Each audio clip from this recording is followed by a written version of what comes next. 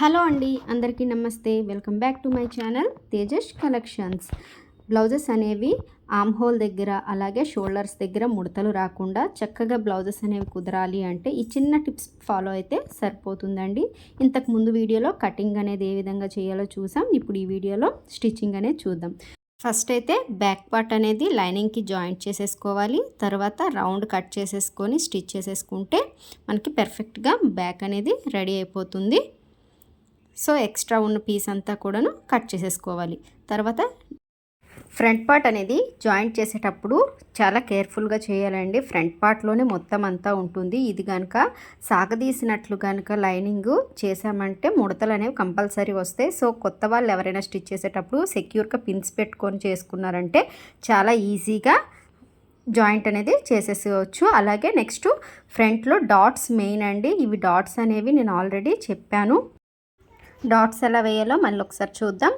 ఉక్సుల పట్టి వైపు 2.5 ఇంచ్ వరకు మార్క్ పెట్టుకొని పావించు కొలతతో ఒక స్టిచ్ అనేది వేసుకోవాలి. అలాగే కింది వైపు ట్రయాంగిల్గా ఒక స్టిచ్ అనేది వేసుకోవాలి. ఇది ఎలా అంటే ఇది కూడా పొడవు 2.5 ఇంచులతో వేసుకోవాలి. ఇటువైపు 1 ఇంచు అటువైపు 1 ఇంచు పెట్టుకొని ట్రయాంగిల్ షేప్లో మనం కింది వైపు కూడా స్టిచ్ అనేది వేసుకోవాలి.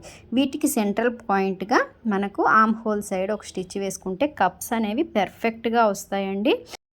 ఈ డాట్స్ మెజర్మెంట్ కానీ స్టిచ్చింగ్ కానీ కరెక్ట్గా లేకపోతే ముడతలు వచ్చే అవకాశం ఉంటుంది.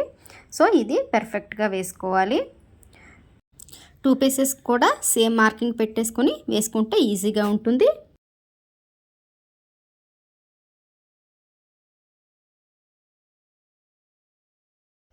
షేప్ బెల్ట్ అనేది విషయానికి వస్తే లైనింగ్స్ అనేవి 2 పీసెస్ కట్ చేసుకోవాలి. అలాగే మెయిన్ బ్లౌజ్ అనేది ఒక పీస్ కట్ చేసుకుంటే సరిపోతుంది. వీడియోలో చూపిన విధంగా ఈ విధంగా పెట్టుకొని మనం స్టిచ్ చేసుకోవాలి.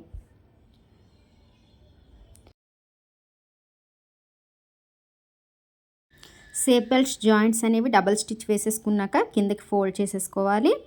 ఫోల్డ్ చేసుకొని ఒక స్టిచ్ అనేది వేసేసుకోవాలి. దీంతో ఫ్రంట్ పార్ట్కి డాట్స్ అయిపోయినాయి. అలాగే షేప్ బెల్ట్ కూడా జాయింట్ అనేది అయిపోయింది. ఇలాగ ఫ్రంట్ 2 పార్ట్స్ కూడా ఈక్వల్గా రెడీ చేసుకోవాలి. రెడీ చేసుకున్నాక రెండు కూడా ఏమైనా అప్ అండ్ డౌన్స్ ఉన్నాయేమో అనేది ఒకసారి ఈ విధంగా చెక్ చేసుకోవాలి. రౌండ్ అలాగే కిందకి షేప్ బెల్ట్స్ వరకు కూడా పర్ఫెక్ట్గా ఉందా లేదా అనేది చెక్ చేసుకోవాలి. తర్వాత ఫ్రంట్ రౌండ్ కోసం లైనింగ్లో క్రాస్ ముక్కలు అనేవి తీసుకోవాలి. ఇలా తీసుకొని చూపించిన విధంగా స్టిచ్ చేసుకుంటే ఫ్రంట్ రౌండ్ అనేది పర్ఫెక్ట్గా వస్తుంది. క్రాస్ ముక్కలు తీసుకోవటం వల్ల ఏంటంటే కర్వ్ అనేది చక్కగా తిరుగుతుంది అనమాట. చూసారు కదా ఎంత పర్ఫెక్ట్గా వచ్చిందో. అలాగే తర్వాత ఉక్స్ పట్టీలు కాజా పట్టీలు అనేవి జాయింట్ చేసుకోవాలి. ఉక్స్ పట్టీ కోసం 1.5 ఇంచ్ విడ్త్లో తీసుకోవాలి పీస్ అనేది. అలాగే కాజా పట్టీ కోసం 2 ఇంచ్ విడ్త్లో పీస్ తీసుకుంటే సరిపోతుంది. ఇది ఇప్పుడు కాజా పట్టీ అనేది వేస్తున్నాను. ఏ విధంగా వేయాలో ఒకసారి చూసేసేయండి.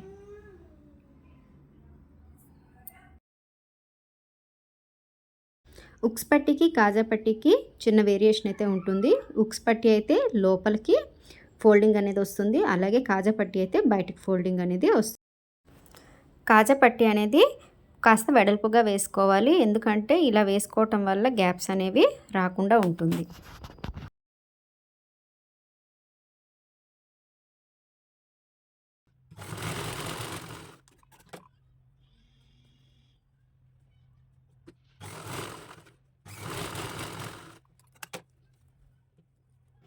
ఉక్స్ పట్టీ కాజా పట్టీ అనేది ఫినిష్ అయిపోయింది. ఇప్పుడు రౌండ్ అనేది చక్కగా వచ్చింది. అలాగే రెండు కూడా ఈక్వల్గా వచ్చాయో లేదని చెక్ చేసుకుంటే ఈక్వల్గానే రావాలి. తర్వాత ఫ్రంట్ పార్ట్లో డాట్స్ అనేవి వేసుకోవాలి. దీనికి షోల్డర్ పార్ట్ నుంచి స్ట్రైట్గా మనము 2.5 ఇంచ్ కానీ లేకుంటే 3 ఇంచెస్ వరకు మార్క్ పెట్టుకొని పావించు కొలతతో డాట్ అనేది వేసుకుంటే సరిపోతుంది. డాట్స్ కూడా అయిపోయిన తర్వాత దీనికి కిందికి బెల్ట్ అనేది జాయింట్ చేసుకోవాలి. ఈ విధంగా ఫోల్డింగ్ చేసుకొని మళ్ళీ ఒక స్టిచ్ వేసేసుకుంటే బ్యాక్ పార్ట్ అనేది రెడీ అయిపోతుంది.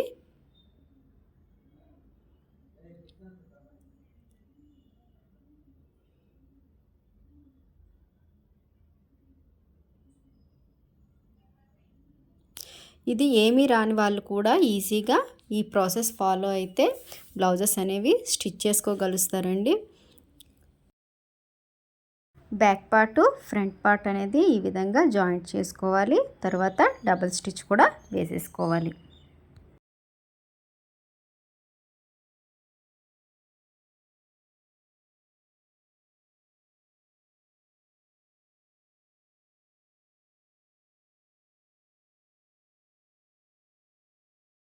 తర్వాత హ్యాండ్స్ అనేది లైనింగ్కి జాయింట్ చేసేసుకున్నాక కింది వైపు ఈ విధంగా స్టిచ్ ఒకటి వేసేసుకుంటే హ్యాండ్ అనేది రెడీ అయిపోతుంది.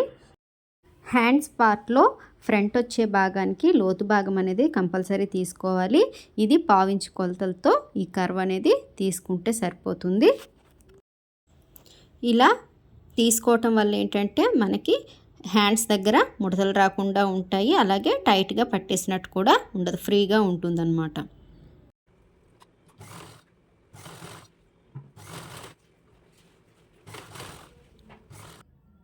హ్యాండ్స్ అనేవి జాయింట్ చేసేసుకోవాలి.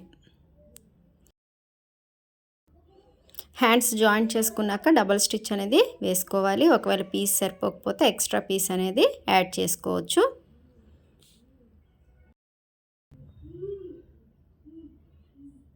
ఈ హ్యాండ్స్ జాయింట్ చేసేటప్పుడు కూడా పీస్ అనేది నార్మల్గా స్టిచ్ చేయాలి, కానీ అస్సలు సాగదీయకూడదు. ఇక్కడ కూడాను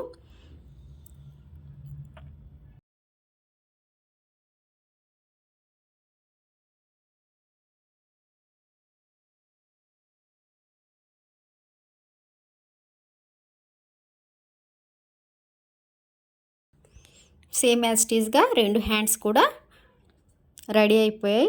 మనకి ఇంటర్లాక్ చేయకుండానే హ్యాండ్స్ అనేది ఇప్పుడు జాయింట్ చేయడం ఎలాగనేది చూద్దాం. ఫస్ట్ రెండు కూడా పై భాగం తీసుకొని హ్యాండ్స్ అనేవి జాయింట్ చేసేయాలి.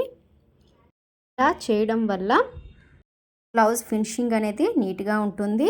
సో మళ్ళీ ఒకసారి మార్కింగ్ అనేది ఆర్మ్ హోల్ది అలాగే నడుము లూజ్ది అనేది పర్ఫెక్ట్గా మార్క్ చేసుకొని దానిపైన ఒక స్టిచ్ వేసుకోవాలి.